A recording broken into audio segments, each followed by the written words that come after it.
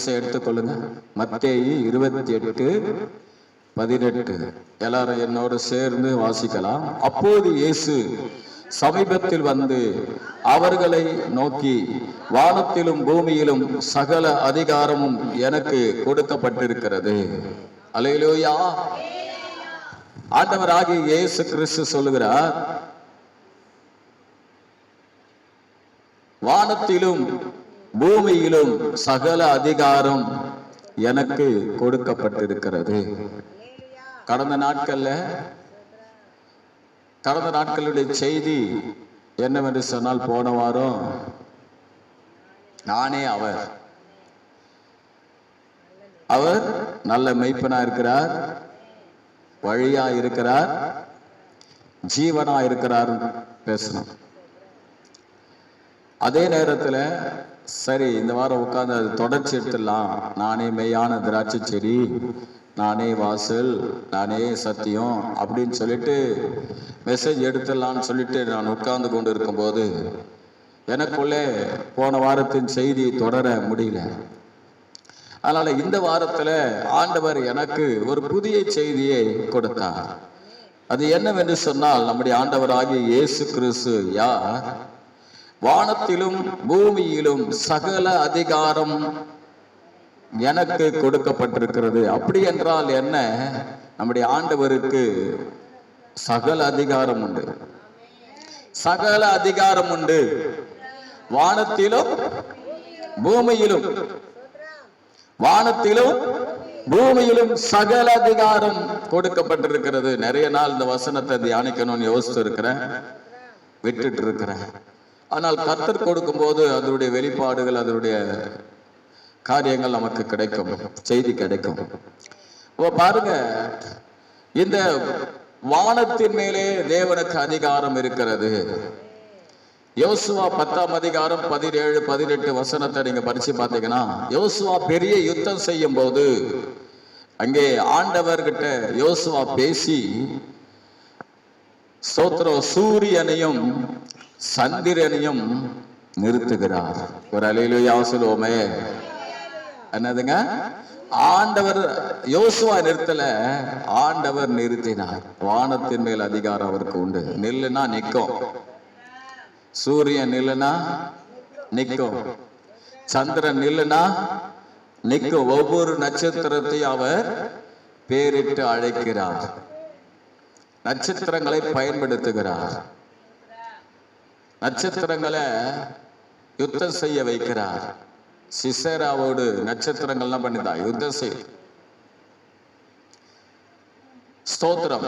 அப்ப வானத்துல அதிகாரம் படைத்தவராய் அவர் இருக்கிறார். வானத்துல இருக்கிற நட்சத்திரம், சூரியன், சந்திரன், இன்னும் பல கோடி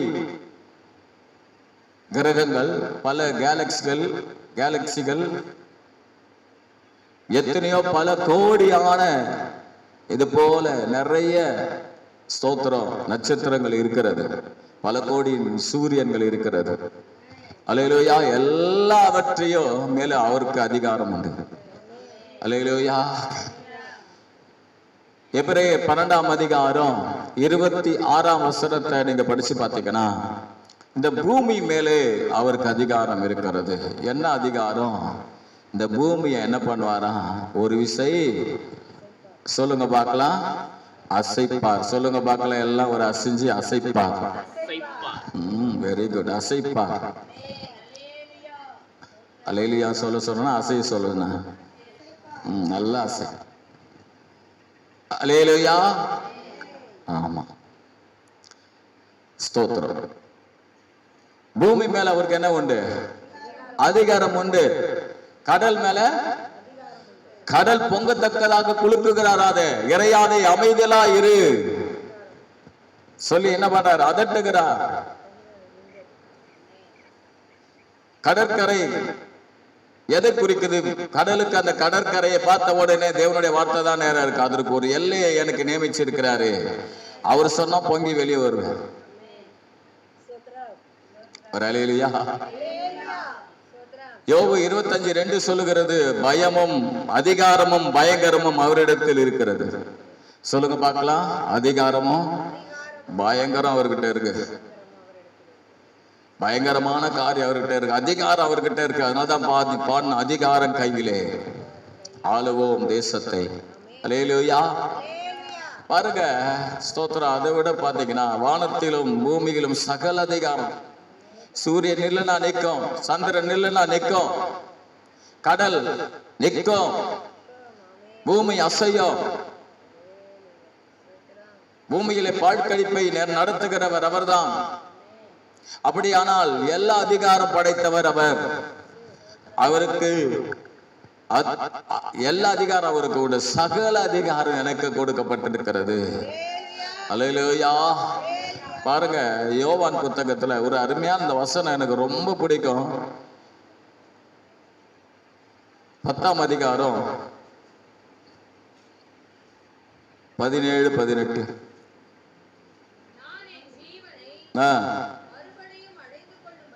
நான் என் ஜீவனை மறுபடியும் அடைந்து கொள்ளும்படிக்கு அதை கொடுக்கிறபடியினால் பிதா என்னில் அன்பாயிருக்கிறார். ஒருவனும் அதை என்னிடத்திலிருந்து எடுத்துக்கொள்ள மாட்டான். நானே அதை கொடுக்கிறேன். அதை கொடுக்கவும் எனக்கு அதிகாரம் உண்டு. அதை மறுபடியும் எடுத்துக்கொள்ளவும் எனக்கு அதிகாரம் உண்டு. இந்த கட்டளையை என் பிதாவினிடத்தில் பெற்றுக்கொண்டேன் என்றார். அல்லேலூயா. எந்த சேவகனாலும், எந்த பிளாத்தினாலும், எந்த ஸ்தோத்திரம் ஏரோதினாலும் ஏசப்பாவை கொல்லவே முடியாது. அவர் தான் ஜீவனை கொடுக்கிறாரு. ஜீவனை கொடுக்கறதுக்கு அவர் அதிகாரம் இருக்கு. கொடுத்த ஜீவனை மறுபடியும் எடுத்துக்கொள்றதுக்கு அவருக்கு அதிகாரம் இருக்கு. இந்த அதிகாரம் அவர் கொடுத்திருக்கிறார், பிதா கொடுத்திருக்கிறார். சொல்லுங்க பார்க்கலாம். இயேசு கிறிஸ்து தனக்குள்ளே அதிகாரமுடையவராக இருக்கிறார். எந்த மனுஷனும் அவர் என்ன பண்ண முடியாது, சாகடிக்க முடியாது. அவரே ஜீவனை கொடுக்கணும். பிதா கிட்ட அவரே என்ன பண்ண, இதோ நான் போறேன்னு சொல்லிட்டு அவரே வந்தார் ஜீவனை கொடுக்க. அவரே வந்தார், பிதாவே வந்தார். அவர் என்ன பண்ணிட்டாரு, எப்பா நீ ஜீவனை கொடுக்கல, நீனே ஜீவனை எடுத்துக்கோ, இந்த அதிகாரத்தை நான் உனக்கு தரேன். வானத்திலும் பூமியிலும் சகல அதிகாரம் கொடுத்த நான் உனக்கு இதை தரமாட்டேன். நான் எல்லா அதிகாரம் அவருக்கு உண்டு. கர்த்தர் சித்தமான அடுத்த வாரம் சகலமும் உடையவர், சகலமும் என்ற தலைப்பில் அவரை குறித்து நான் முடிஞ்சா எடுக்கிறேன். அல்லேலூயா. அப்போ தேவ ஜனமே ஸ்தோத்திரம், அவர் எல்லா அதிகாரம் இந்த உலகத்துல இருக்கிறது அவருக்கு. அல்லேலூயா. மழையை வருஷிக்க பண்றது அவர் தான் வானத்திலிருந்து, அப்படிதானே? அவர் அதிகாரத்தில் தான் வருது. அவரு சொல்லனா அந்த என்ன பண்ணாது, மழை வரவே வராது. சரி, இப்போ ஸ்தோத்திரம், கர்த்தருக்கு ஸ்தோத்திரம். ஒரு 5 காரியம் சொல்லுங்க பார்க்கலாம். 5 காரியம். இயேசு கிறிஸ்து 5 காரியம் அதிகாரம் உடையவர். நான் போன வாரமே பாதியில விட்டுட்டேன். இந்த வாரம் சுருக்கமா சொல்லி என் நேரத்துக்குள்ள நான் முடிச்சிடுறேன். 5 காரியத்தை அதிகாரம் உடையவராக இருக்கிறார். நிறைய இருக்கு, ஆராய்ஞ்சு பார்த்தா நிறைய இருக்கு. ஆனா ஒரு 5 காரியத்தை நான் எடுத்திருக்கிறேன்.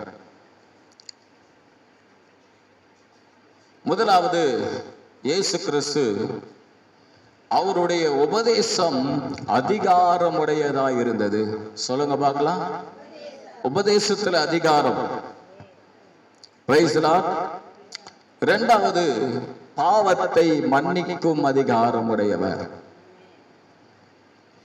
மூணாவது, சகல அதிகாரம் படைத்த இயேசு கிறிஸ்து அவருடைய பிள்ளைகளுக்கு அதிகாரம் கொடுக்கிறார். நாலாவது, இயேசு கிறிஸ்து நியாய தீர்ப்பு கொடுக்கும் அதிகாரம் உடையவர். அஞ்சாவது, மாம்சமான யாவர் மேலும் அதிகாரம் உடையவர். எதற்காக? மாம்சமான யாவருக்கும் நித்திய ஜீவனை கொடுக்கும் அதிகாரம் உடையவர். அல்லேலூயா. நான் சொல்லப்படும் போது ஒவ்வொருத்தரும் அப்படியே ரிப்பீட் பண்ணலாமா? சொல்லுங்க பார்க்கலாம். முதலாவது, இயேசு கிறிஸ்து உபதேசம் பண்ண அதிகாரம் உடையவர். அவருடைய உபதேசம் அதிகாரம் உடையதா இருந்தது. சொல்லுங்க. இரண்டாவது, இயேசு கிறிஸ்து பாவத்தை மன்னிக்கும் அதிகாரம் உடையவர். எல்லாரும் சொல்லுங்க, இயேசு கிறிஸ்து சகலம் அதிகாரம் படைத்த இயேசு கிறிஸ்து, சொல்லுங்க, அவருடைய பிள்ளைகளுக்கு அதிகாரம் கொடுக்கிறார். நாலாவது, இயேசு கிறிஸ்து நியாய தீர்ப்பு கொடுக்கும் அதிகாரம் உடையவர். இயேசு கிறிஸ்துவை விட்டுட்டு நியாய தீர்ப்பு கொடுக்க அதிகாரம் உடையவராக சொல்லக்கூடாது. சொல்லுங்க, இயேசு கிறிஸ்து நியாய தீர்ப்பு கொடுக்கும் அதிகாரம் உடையவர். அஞ்சாவது, மாம்சமான யாவருக்கும் நித்திய ஜீவனை கொடுக்கும் அதிகாரம் உடையவர்.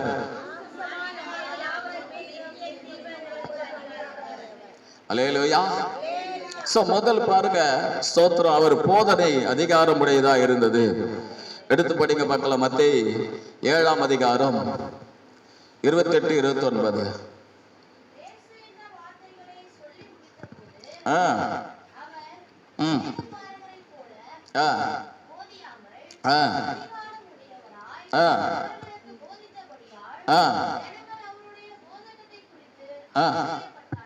பாருங்க, அதிகாரமுடையவராய் போதித்தபடியால் ஜனங்கள் அவருடைய போதகத்தை குறித்து ஆச்சரியப்பட்டார்கள். Praise the lord. இயேசு கிறிஸ்துவினுடைய போதனை எப்படி இருந்தது? அதிகாரமுடைய போதனை. Praise the lord. ஏன் அவருடைய போதனை அதிகாரமுடையதா இருந்தது என்று சொல்லி பார்த்தீங்கன்னா, மார்க் 1ஆம் அதிகாரத்துல 22, 23 வசனத்தை நீங்க படிச்சு பார்த்தீங்கன்னா,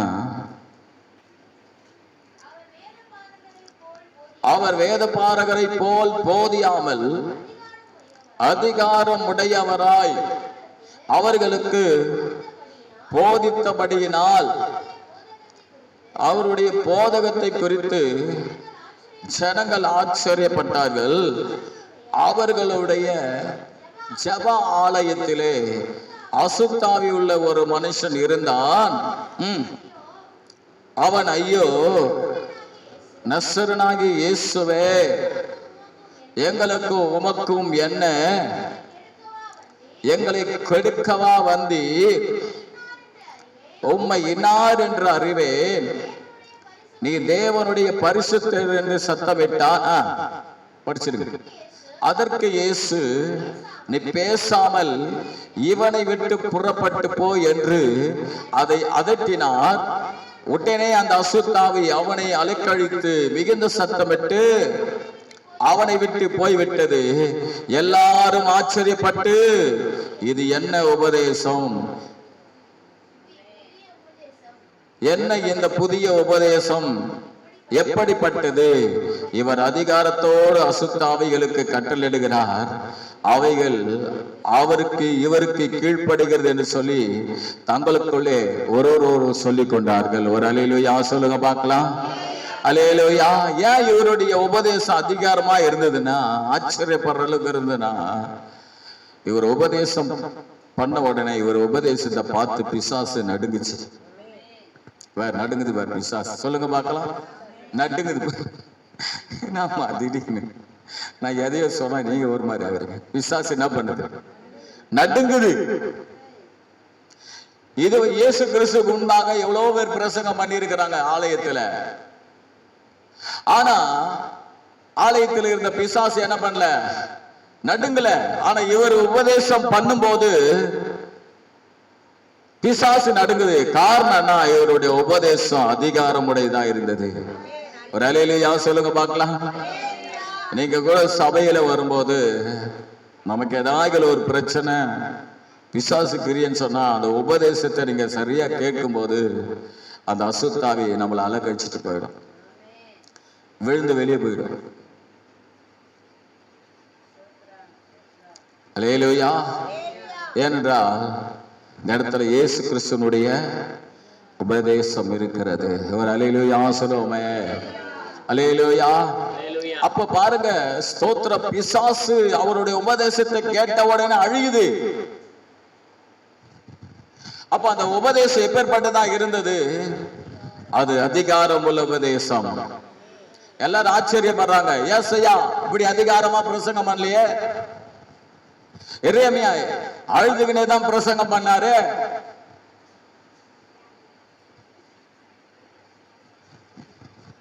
பழைய தீர்க்கதரிசிகளா அவங்களுக்கு ஏத்த மாதிரி பிரசங்கம் பண்ணாங்களே, ஆனா இவர் பிரசங்கம் பண்றார், ஆலயத்தில் இருக்கிற அந்த பிசாசு ஓடுது.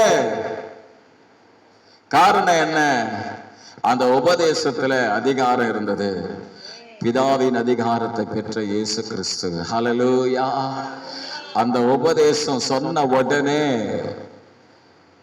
பிசாசுகள் அலக்கழித்து ஓடியது. ஒரு ஹல்லேலூயா சொல்லுவோமே. பாத்தீங்கன்னா மத்தேயு ஸ்தோத்திரம் 10ஆம் அதிகாரத்துல நீங்க 1ஆம் வசனத்தை நீங்க படிச்சு பாத்தீங்கன்னா இந்த அதிகாரத்தை தான் தம்முடைய சீசர்களுக்கு கொடுக்கிறார். 1ஆம் வசனத்தை நீங்க படிச்சு பாத்தீங்கன்னா சீசர்களை அழைத்து, படிக்க வேணாம் சொல்லிடுறேன், அழைத்து அவர்களுக்கு பிசாசு துரத்தவும் வியாதிகளை நோய்களை சுகமாக்கவும் அதிகாரம் கொடுக்கிறார். 8ஆம் வசனத்தை பாத்தீங்கன்னா அவங்க பிரசங்கம் பண்ண பிறகு இந்த கிரியை நடக்குது. நீங்க போய் என்ன பண்ணுங்க, மனம் திரும்புங்கள், பரலோக ராஜ்யம் சமீபத்திற்கு சொன்ன உடனே கீழே சொல்றாரு, மரித்தோரை எழுப்புங்க, குஷ்டரோகியை சுஸ்தமாக்குங்க. அப்ப அந்த அதிகாரத்தை தம்முடைய ஊழியக்காரருக்கு, தம்முடைய பிள்ளைகளுக்கு கொடுக்கிறார். அப்போ இப்போ நாம தேவ சமூகத்துல வரும்போது நமக்கு என்ன நடக்கிறதுன்னு சொல்லி பாத்தீங்கன்னா, இந்த உபதேசத்தை ஒரு சில நேரங்கள்ல நாங்க உங்களிடத்துல கெஞ்சி கூத்தாடி உபதேசம் பண்ணல, அல்லது ஏதோ உங்களை திருப்திப்படுத்தணும்னு உபதேசம் பண்ணல, அதிகாரத்தோடு நாங்கள் உபதேசம் பண்ற ஒரு சில நேரங்கள்ல. காரணம் என்னன்னா, ஆவியானவர் பேசுறதுனால. இந்த உபதேசத்தை நீங்க அங்கீகரிச்சு ஏற்றுக்கொண்டீங்கன்னா நமக்குள்ள இருக்கிற அந்த சத்துருடைய போராட்டம் அழிய ஆரம்பிச்சிடும்.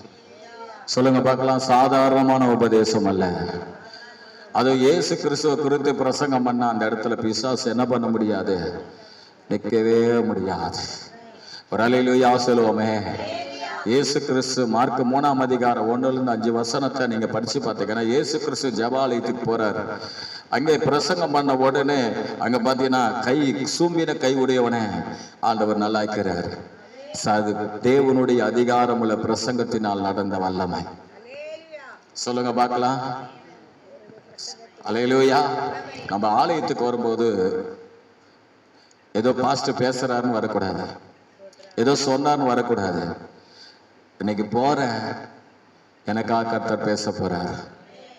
ஐயோ என் தேவை இருக்கு, நான் இந்த காரியத்துக்காக வரேன், எனக்கு தீர்க்க தரிசனமா பேசுறாரு, இந்த நோக்கத்துக்காக மாத்திரம் இல்ல, எனக்கு இந்த வியாதி இருக்கு, அல்லேலூயா, இந்த பிரச்சனை இருக்கு, அந்த உபதேசத்தை நான் கேட்க போறேன், என் ஆண்டவர் நீக்குவார். அல்லேலூயா. அவர் வசனத்தை அனுப்பி குணமாக்குறார். ஒரு அல்லேலூயா சொல்லுவோமே. வசனத்தை அனுப்பி குணமாக்குறார். அல்லேலூயா. அப்போ ஸ்தோத்திரம். மார்க் 6ஆம் அதிகாரத்துல நீங்க 34-42 வசனத்தை நீங்க படிச்சு பாத்தீங்கன்னா, இயேசு கிறிஸ்து பிரசங்கம் பண்றாரு. 34ஆம் வசனத்துல பிரசங்கம் பண்றாரு.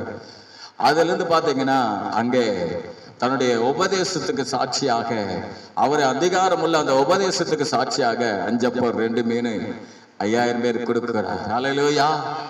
சொல்லுங்க பார்க்கலாம். 5 அப்பம் 2 மீன் 5000 பேர் கொடுக்கிறாரு. காரணம் என்னன்னா அந்த அதிகாரம். சொல்லுங்க பார்க்கலாம். அந்த அதிகாரம், தேவனுடைய வார்த்தை, இயேசு கிறிஸ்துனுடைய அந்த அதிகாரம் உள்ள வார்த்தை சாதாரணமானது அல்ல. அவன் இயேசு கிறிஸ்து ஸ்தோத்திரம் மத்திய 5ஆம் அதிகாரத்திலிருந்து 7ஆம் அதிகாரம் வரையிலும் மலையில பிரசங்கம் பண்றாரு. பிரசங்கம் பண்ணிட்டு வரும்போது 8ஆம் அதிகாரம் 1-3 வசனத்தை படிச்சு பாத்தீங்கன்னா, அந்த பிரசனத்தோடு அந்த அதிகாரமுடைய அவர் மலையில இறங்கும் போது ஒருத்த மலைக்கு ஏறான் அல்லது கீழே இருக்கிறான். அவன் கேட்கிறான், ஆண்டவரே உங்க சித்தமானால் என்னை சுத்தமாக்க உம்மால் ஆகும் என்றார். அல்லேலூயா. சொல்லுங்க. இங்க பாக்குறீங்களா என்ன பண்ண?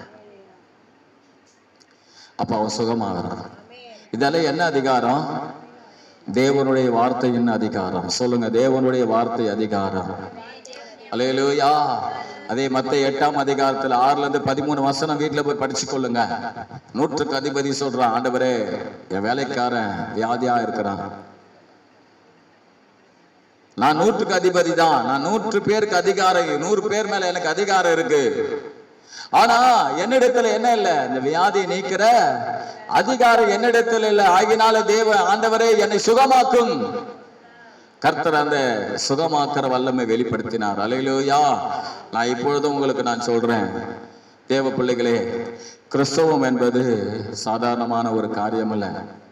அமைக்க குறையாத கிறிஸ்தவம் என்பது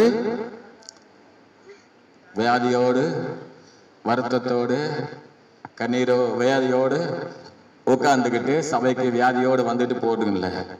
உபதேசத்தை கேட்கிறீனா வசனத்தை விசுவாசத்தோடு கேளு. அல்லேலூயா. வசனத்தை விசுவாசத்தோடு கேளு. எப்படி கேட்கணும்? எனக்கு அந்த வசனம் என்ன ஆரோக்கியமாக்கும் சொல்லு. சொல்லுங்க, செய்வாரு. அப்ப பிசாசு எப்படி போச்சு? அந்த வசனத்தினால் தானே. அதிகாரம் உடையவர்.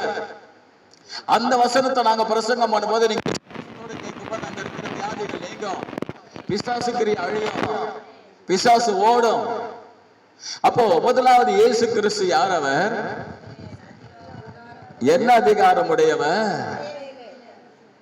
ஸ்தோத்திரம். போதிக்க அதிகாரம் உடையவர். போதனை அதிகாரம் உடையதாக இருந்தது. அல்லேலூயா. அவருடைய போதனை அதிகாரம் உடையதா இருந்தது. ஒரு அல்லேலூயா சொல்லுங்களேன். இரண்டாவது காரியம் பாருங்க, கவனிங்க தயவு செய்து. ஸ்தோத்திரம். மத்தேயு 9ஆம் அதிகாரம், சட்டுன்னு கடந்து போலாம், நேரம் ஆயிடுச்சு. 9ஆம் அதிகாரம் 2ஆம் வசனத்திலிருந்து நீங்க படிச்சு பார்த்தீங்கன்னா 6ஆம் வசனம் வரலாம் படிச்சு பார்த்தீங்கன்னா, ஸ்தோத்திரம்,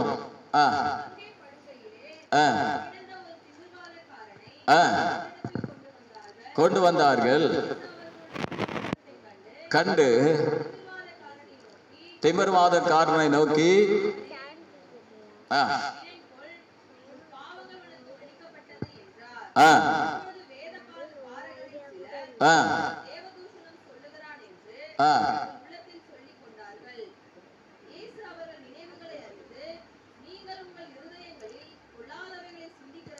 போதும். பாருங்க, பொல்லாதவைகளை சிந்திக்கிறது என்ன பாருங்க. என்னன்னா ஆண்டவராக இயேசு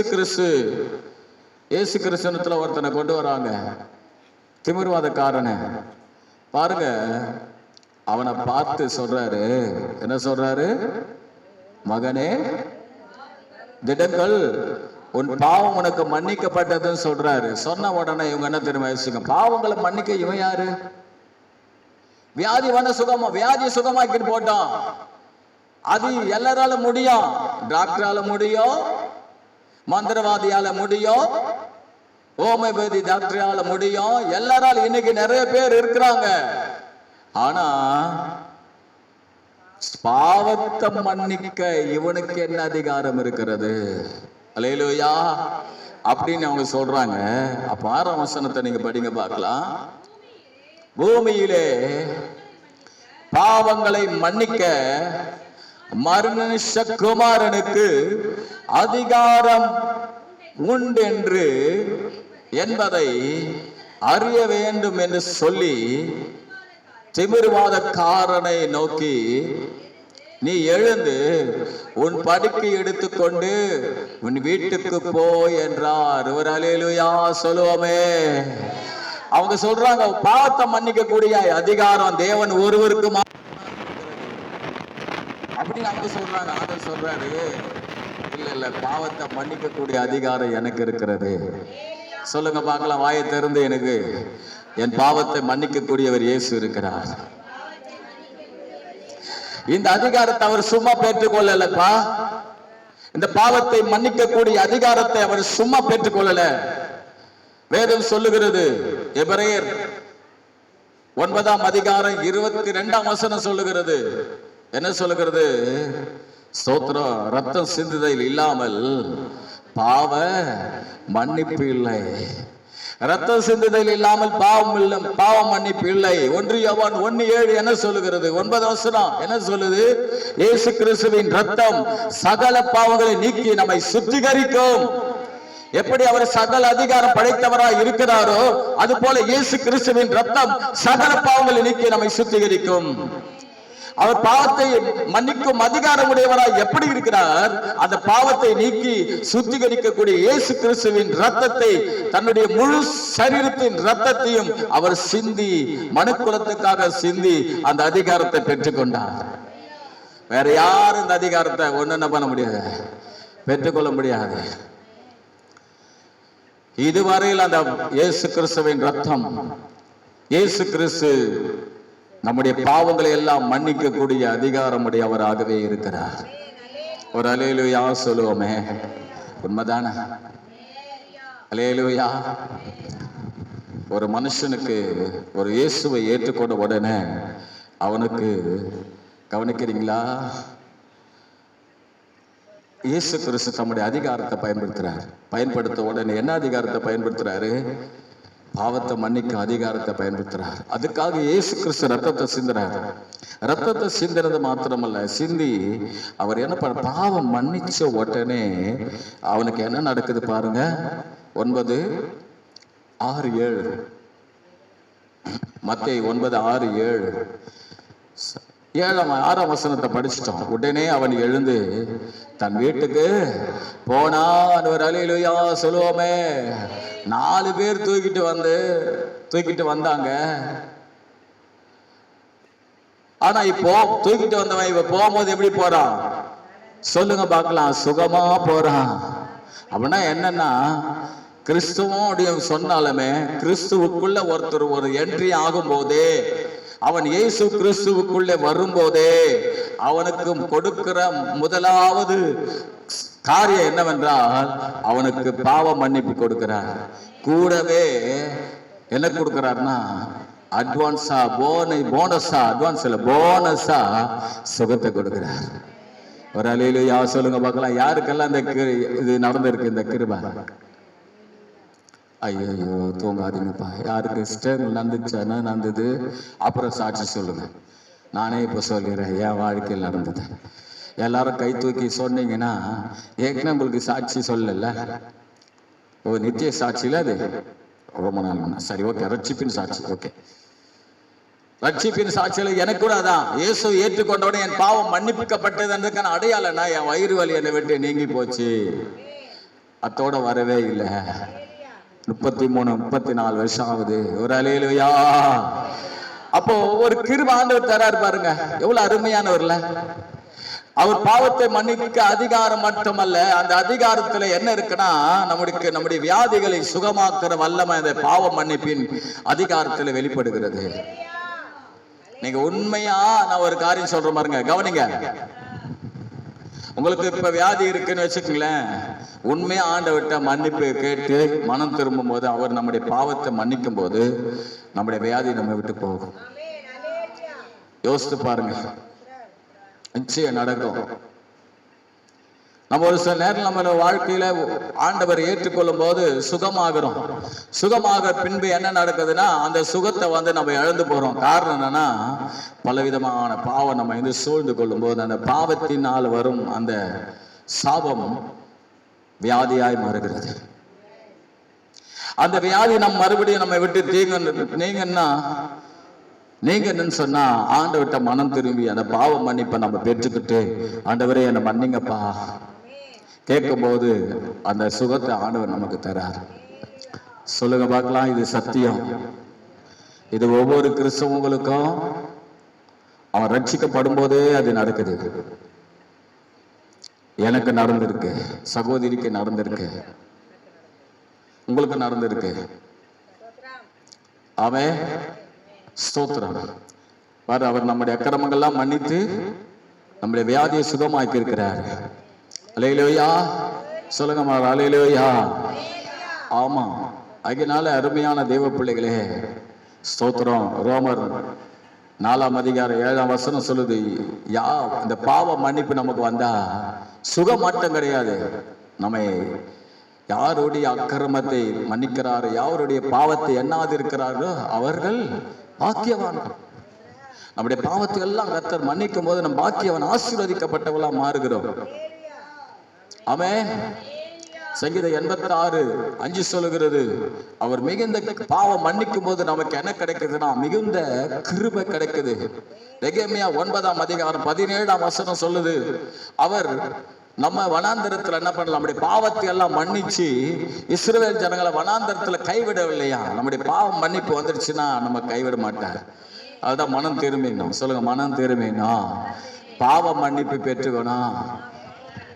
எப்படி பெற்றுக்கணும்? இயேசுவை ஏற்றுக்கொள்ளாதவங்க ஞானஸ்நானம் எடுத்து உண்மையா மனம் திரும்பி பழைய பாவத்தை விட்டுட்டு இயேசுவே மெய்யான தேவன் சொல்லிட்டு அவரே ரட்சகர் சொல்லி அவரை ஏற்றுக்கொண்டு எந்த பாவம் செய்யாம மனம் திரும்பும் போது இந்த கிருபை வருது. ஒருவேளை பாவம் இயேசுவை ஏற்றுக்கிட்டு பாவம் செய்யும் போது அந்த பாவத்தின் நிமித்தம் நமக்கு வர வியாதி நீங்கி சுகமாகணும்னு சொன்னா நாம மறுபடியும் ஆண்டவர்கிட்ட நம்ம ஒப்பு கொடுத்து நம்மை திருப்பி நம்ம என்ன பண்ண, ஆண்டவர்கிட்ட அறிக்கை செய்து மனம் திரும்பும் போது அந்த சுகம் நமக்கு உண்டாக ஆரம்பிச்சிடும். ஒரு அல்லேலூயா சொல்லுங்களேன். தானியேல் 9:10 சொல்லுகிறது, அவருக்கு பயப்படும்படிக்கு அவரிடத்துல இரக்கம் மன்னிப்பு உண்டு. அல்லேலூயா, இரக்கம் உண்டு. மன்னிக்க வரும்போது இரக்கம் வந்துடும். அப்போ இயேசு கிறிஸ்து அவர் எப்பேற்பட்டவராய் இருக்கிறார்? நம்முடைய பாவத்தை மன்னிக்கிறவராய், அதிகாரமுடையவராய் இருக்கிறார். அதற்கு அவர் என்ன செஞ்சாரு? என்ன செஞ்சார்? அந்த பாவத்தை மன்னிக்க ஜீவனை கொடுத்தாரா? சிங்காரம் கொடுத்தாரா? அததான் பேசின்னு இருக்கிறேன். பாவத்தை மன்னிக்க தான் என்ன செஞ்சாரு கேட்கிறேன். பாவத்தை மன்னிக்கிற அதிகாரம் இருக்குதுன்னு சொல்லிட்டேன்ல, அதுக்கு என்ன செஞ்சாரு? பாவம் மன்னிப்பு, ரத்தம் சிந்துதல் இல்லாமல். அதை சொல்றதை விட்டுட்டு இது அதுன்னு பேசிக்கிட்டு இருக்கிறீங்க. சொல்லுங்க, எது? ஜீவனை கொடுக்கட்டும், அது அப்படியே நிறுத்துக்கோ. ரத்தம் சிந்துனா சொல்லணும். ஆண்டவரே ஜீவனை சிந்திட்டீங்களே, என்ன மன்னிங்க அருன்னு கேட்க கூடாது. எப்படி கேட்கணும்? ரத்தம் சிந்தினீங்களே, எப்படி ரத்தம் சிந்தினீங்களே, உங்களோட ரத்தம் என்னை கழுவிட்டு ஆண்டவரே, அதுக்கு அதிகாரத்தை நீ எடுத்து இதை செஞ்சதுனால உங்களுக்கு அதிகாரம் இருக்கா ஆண்டவரே. மூணாவது காரியம் சொல்லிட்டேனா? மூணாவது காரியம் பாருங்க, ஸ்தோத்திரம். 28:18 நம்ம எல்லாரும் படிச்சோம். ஆரம்ப வசனம் மத்தேயு 28:18, வானத்திலும் பூமியிலும் சகல அதிகாரம் எனக்கு கொடுக்கப்பட்டிருக்கிறது. சொல்லுங்க பார்க்கலாம். சகல அதிகாரம் படைத்த இயேசு கிறிஸ்து அவர் தம்முடைய பிள்ளைகளுக்கு அதிகாரம் கொடுக்கிறார். சொல்லுங்க பார்க்கலாம், என்ன அதிகாரம்? லூக்கா 10:19 என்ன சொல்லுகிறது? படிங்க பார்க்கலாம். ஒவ்வொரு வருஷத்துல ஒவ்வொரு படிக்கணும். இதோ சர்ப்பங்களையும் தேள்களையும் மிதிக்கவும் சத்துருடைய சகல வல்லமை மேற்கொள்ளவும் உங்களுக்கு அதிகாரம் கொடுக்கிறேன், ஒன்றும் உங்களை சேதப்படுத்த மாட்டாது. சொல்லுங்க, சத்துருடைய சகல வல்லமை மேற்கொள்ளும் அதிகாரம். சகல வானத்திலும் பூமி அதிகாரம் படிச்சவர் சத்துருடைய சகல வல்லமை மேற்கொள்ள அதிகாரத்தை அவர் நமக்கு தருகிறார். யோவான் 1:12 எல்லாருக்கும் தெரியும். படிங்க பார்க்கலாம்.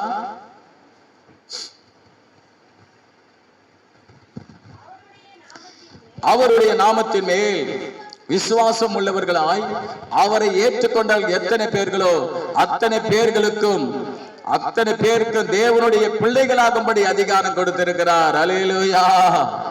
இந்த அதிகாரம் நமக்கு எப்படி கிடைச்சிருக்குன்னா அவருடைய இரத்தத்தினாலே கிடைத்திருக்கிறது. புத்தி சுவிகாரத்தினாலே நமக்கு கிடைத்திருக்கிறது. மத்தேயு 25:21 சொல்லுகிறது, ஆண்டவர் தம்முடைய பிள்ளைகளுக்கு அவனுக்கு தேவையான அதிகாரத்தை கொடுக்கிறாராம்.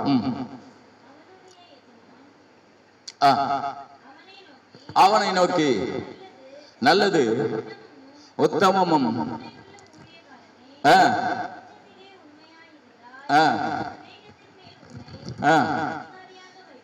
பாருங்க, ஸ்தோத்ரா என்ன பண்றாரு? அதிகாரத்தை தராரு. 10 பட்டணத்துக்கு அதிகாரத்தை தராரு, ஆளுகை தரார். பாருங்க, படிங்க பாருங்க. அடுத்தது பாருங்க, வெளிப்படுத்தல் 2:26 வசனம். ஒருத்தர் வெளிப்படுத்தல் 22ஆம் அதிகாரம் 14ஆம் வசனம். முதல் வெளிப்படுத்தல் 2:26.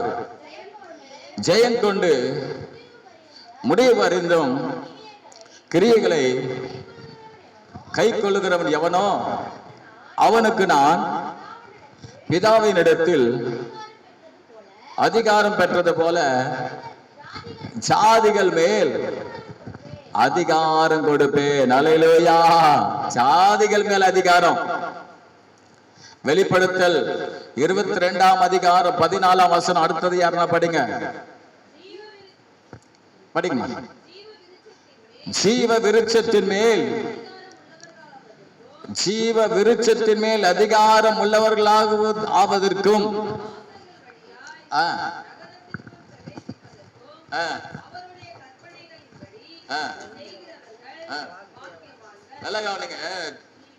ஜீவ விருட்சத்தின் மேல் அதிகாரம். சொல்லுங்க பார்க்கலாம்.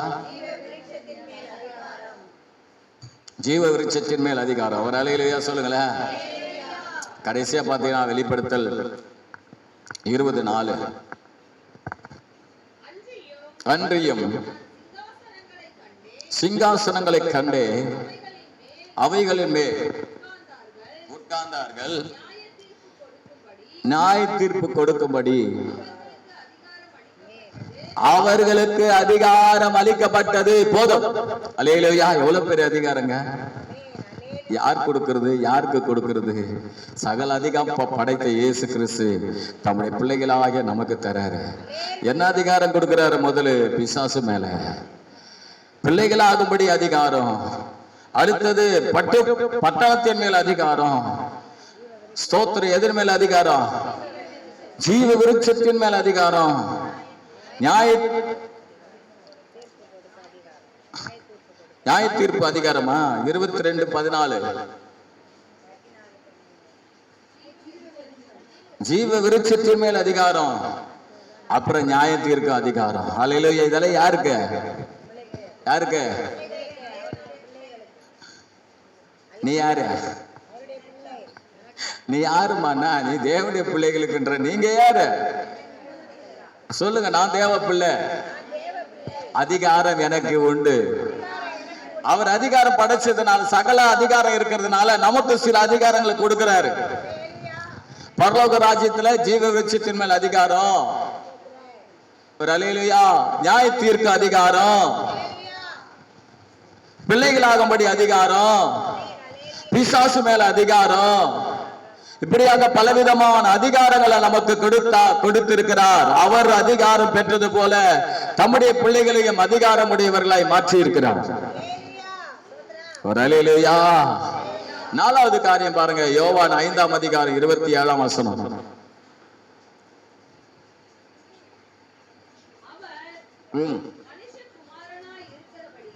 மனுஷகுமாரனாய் இருக்கிறபடியால்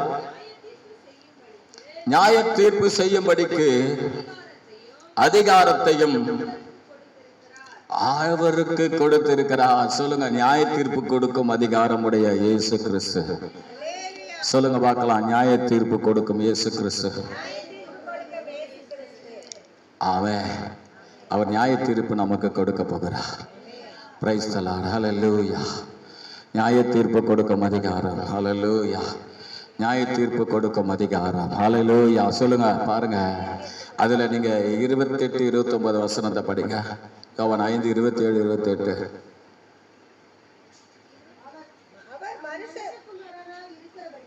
அவர் மனுஷன் 28-29. இதை குறித்து நீங்கள் ஆச்சரியப்பட வேண்டாம். ஏனென்றால் பிரேத குழியில் உள்ள அனைவரும் அவருடைய சத்தத்தை கேட்கும் காலம் வரும். அப்பொழுது நன்மை செய்தவர்கள் ஜீவனை அடையும்படி எழுந்திருக்கிறவர்களாகவும் தீமை செய்தவர்கள் ஆக்கினை அடையும்படி எழுந்திருக்கிறவர்களாகவும் புறப்படுவார்கள். சொல்லுங்க பார்க்கலாம். ஹல்லேலூயா. என்னன்னா பிரேத குழியில் இருக்கிற யாவரும் அவர் சத்தத்தை கேட்பாங்க. அப்படின்னா உயிர் தெழுவாங்க. உயிர் தெழுந்து அவருக்கு முன்பாக நிற்பாங்க நியாயஸ்தானத்துல. நிற்கும் போது நடக்கிற காரியம் என்னன்னா, நன்மை செய்தவனுக்கு ஜீவன் கிடைக்கிறது, தீமை செய்தவனுக்கு ஆக்கினை கிடைக்கிறது. நம்ம எதை செய்ய போறோம்? எதை செய்ய போறோம்? சொல்லுங்க, எதை செய்ய போறோம்? நன்மை செய்ய போறோமா, தீமை செய்ய போறோமா? என்ன குணத்துல இருக்க போறோம்? சொல்லுங்க. மத்தேயு 25ஆம் அதிகாரத்தை 31 36 வசனத்தை வீட்டில் போய் படிச்சு கொள்ளுங்க. 31ஆம் வசனத்தை மாத்திரம் படிங்க. அன்றைய மனுஷகுமாரன் தமது மகிமை பொருந்தினவராய் சகல பரிசுத்த தூதரோடு கூட வரும்போது தமது மகிமை உள்ள சிங்காசனத்தின் மேல் வீற்றிருப்பார். பாருங்க, அங்கே ஆண்டவராகிய இயேசு கிறிஸ்து நியாய தீர்ப்பு கொடுக்கிற காரியம் பாருங்க. நியாய தீர்ப்புல அவர் சிங்காசனத்துல உட்கார்ந்து நியாய தீர்க்க ஆரம்பிக்க போகிறார். என்ன, வெள்ளாடு ஒரு பக்கம், செம்மறி ஆடு ஒரு பக்கம், வெள்ளாடு ஒரு பக்கம்.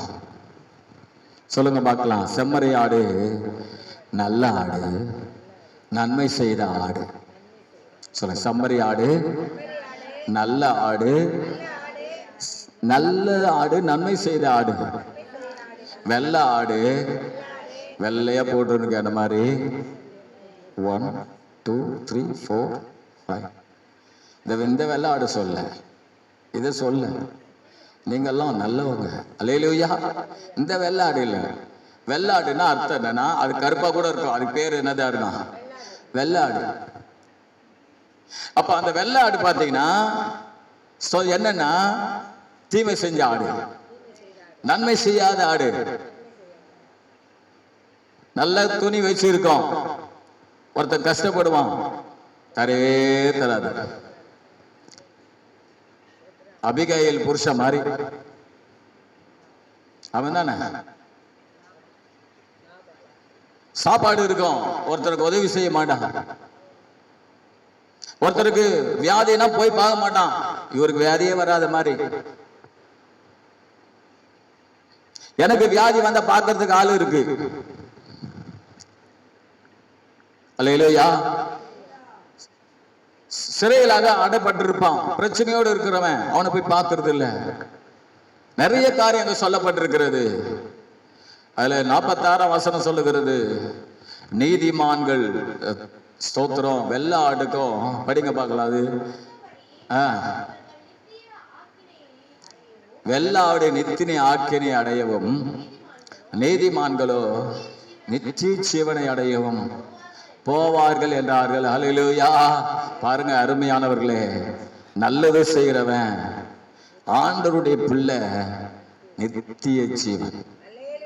தேவனுக்கு விரோதமானவன், தீமை செய்கிறவன், அவன் ஆக்கினைக்கு போவான். ஆக்கினைனா என்ன அர்த்தம்? ஆக்கினை தீர்ப்புனா நரகம்.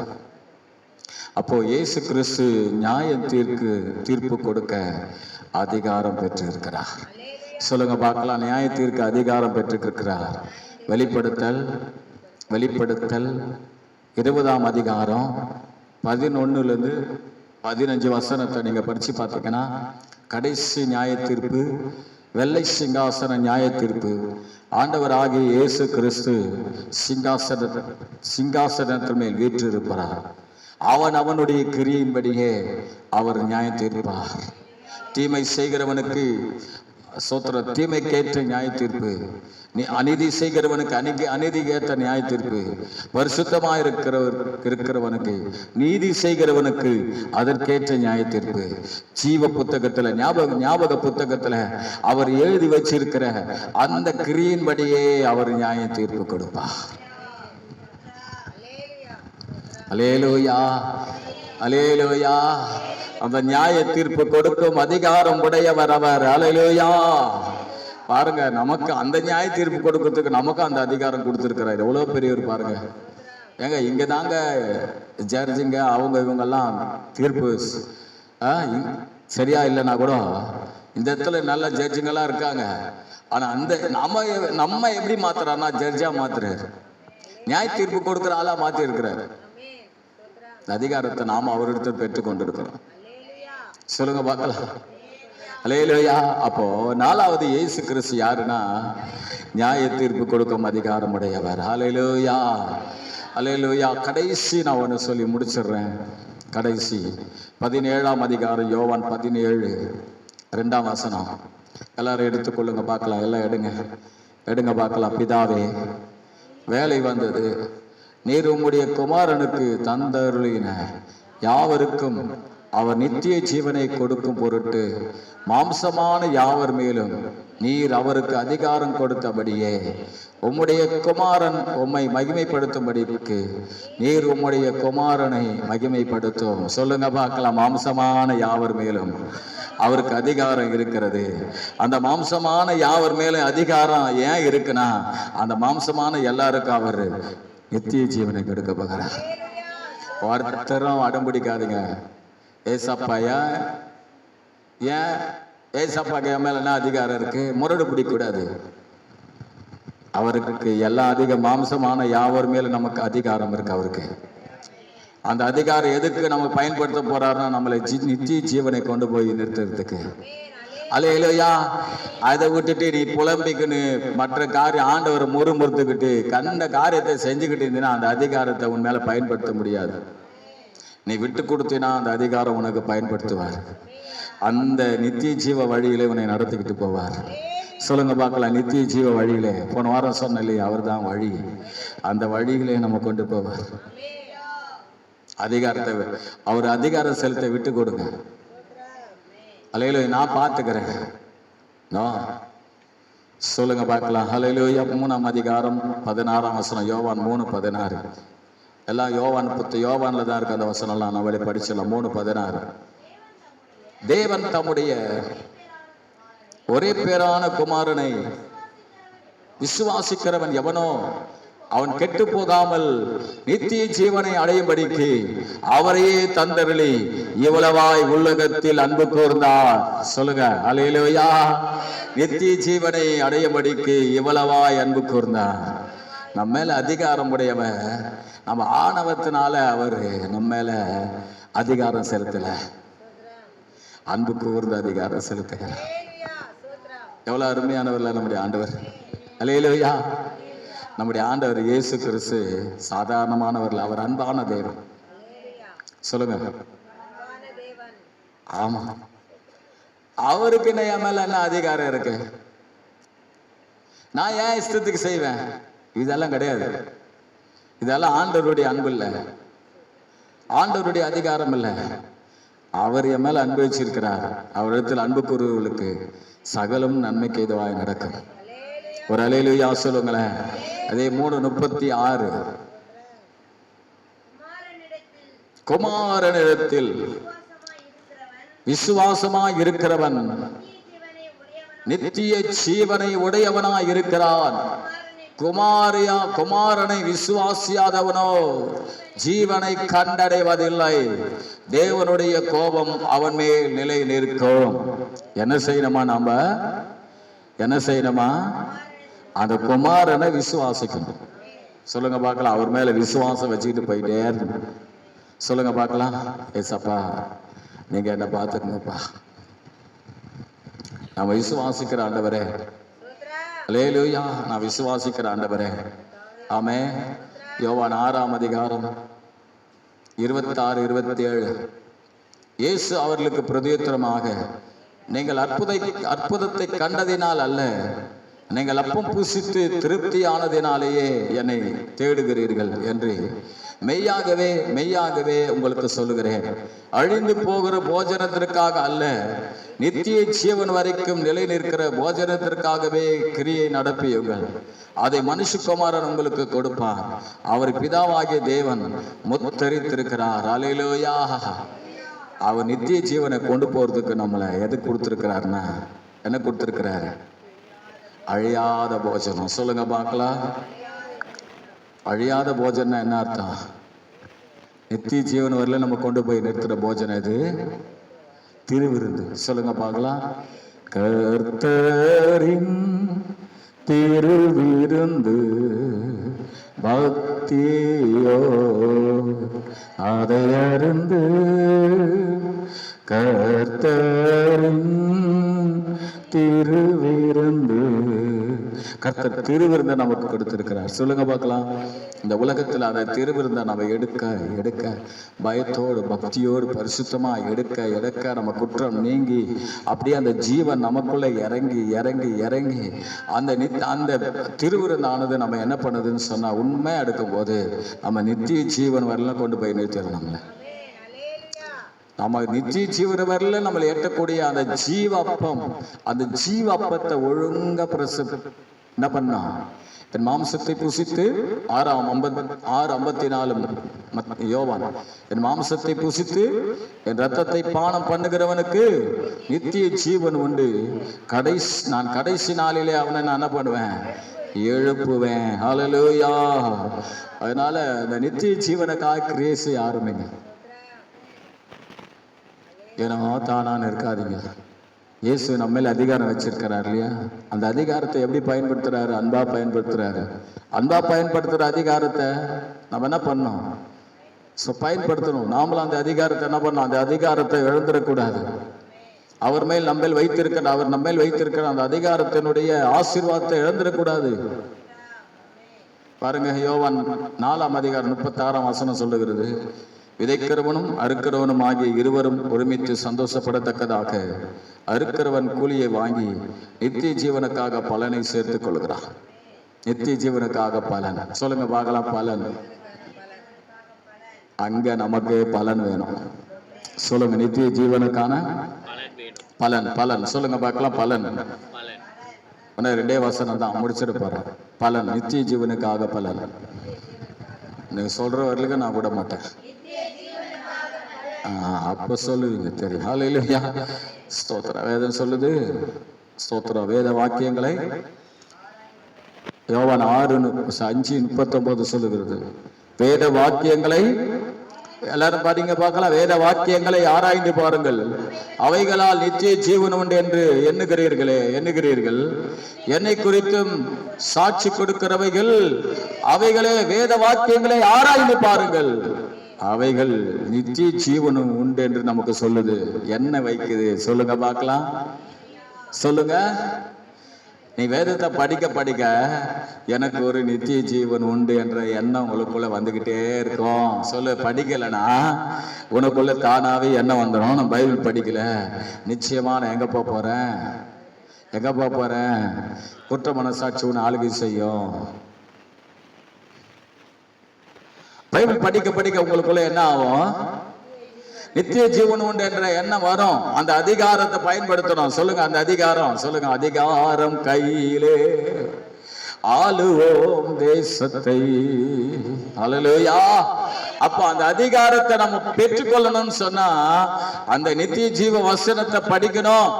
கடைசியா ஒரே வசனம் சொல்லி நான் முடிச்சிடுறேன். 20ஆம் அதிகாரம், யோவான் 20ஆம் அதிகாரம் 31ஆம் வசனம்.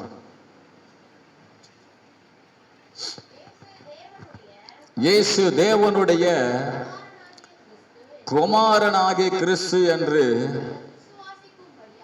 நீங்க விசுவாசிக்கும்படியாகவும் விசுவாசித்து அவருடைய நாமத்தினாலே நித்திய ஜீவனை அடையும்படியாகவும் இவைகள் எழுதப்பட்டிருக்கிறது. சொல்லுங்க, இவைகள் எழுதப்பட்டிருக்கிறது. பைபிளை கையை தூக்குங்க. எதுக்கு இவைகள் எழுதப்பட்டிருக்கிறது? ஏற்று சொர்க்காவா? சொல்லுங்க, நித்திய ஜீவனை அடைய எழுதியிருக்கிறது. சொல்லுங்க, இதை படிக்க படிக்க, இதை நடக்க நடக்க நித்திய ஜீவனுக்கு நம்ம கொண்டு போயிடும். அல்லேலூயா. கடைசியா நாம சொல்லுவோமே, இயேசு கிறிஸ்து சகல அதிகாரம் படைத்தவர்.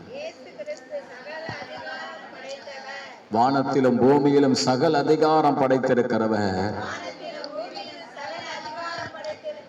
அவர் அதிகாரமுடையவராய் போதித்தார். சரி, கொஞ்சம் நானே சொல்றேன். அல்லேலூயா. அதிகாரமுடையவரை போதிச்சவன அந்த அதிகாரத்தை பிதாவிட்டு பெற்றுக்கொண்டு அந்த அதிகாரத்தினால பிசாசுகள் அழிச்சாரு, சுகம் உண்டாச்சு. அல்லேலூயா. நன்மைகள் நடக்க ஆரம்பிச்சு அந்த உபதேசத்தின் மூலமாக. அதனால்தான் அது அதிகாரமுடைய உபதேசம். 2வது நாம் பார்த்தோம், பாவத்தை மன்னிக்கிற அதிகாரம். சொல்லுங்க, பாவத்தை மன்னிக்கிற அதிகாரம். அவருக்கு எப்படி வந்தது? அது சொல்லுங்க. ஜீவன் ஜீவன் சொல்றீங்க. ஜீவன் தான், ரத்தம் தான் ஜீவன். உண்மைதான், ரத்தம் சிந்தினா. அதனால அவர் என்ன பண்ணலாம்? அல்லேலூயா. கடைசியா நம்ம என்ன மூணாவது என்ன பார்த்தோம்? என்னங்க பண்ணுகிறீங்க நீங்க? அவருடைய பிள்ளைகளுக்கு ஐயோ இப்ப சொல்லி முடியாத அதிகாரங்கள். நாலாவது நியாயம் தீர்க்கும் அதிகாரம் கொடுத்தார். அஞ்சாவது நித்திய ஜீவனை கொடுக்கும் அதிகாரம் கொடுத்திருக்கிறார். ஒரு அல்லேலூயா. எல்லாரும் எழுந்திருப்போம், கர்த்தரை நோக்கி பார்க்கலாம்.